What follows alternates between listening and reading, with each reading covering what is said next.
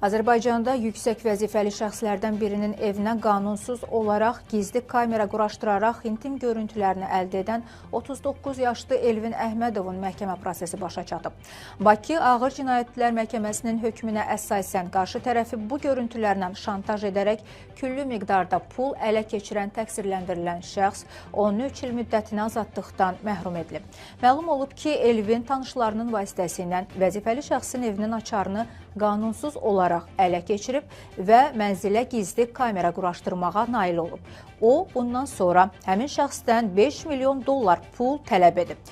Zərər çəkmiş şəxs isə görüntülərin yayımlanmasından ehtiyat edərək onu şantaj edənlərə 840 min dollar ödəyib.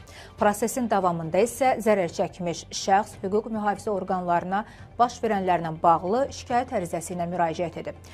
Nəticədə qanunsuz əməllərlə məşğul olan Elvin Əhmədov cinayət məsuliyyətinə cəlb olunaraq məhkəmə qarşısına çıxarılıb.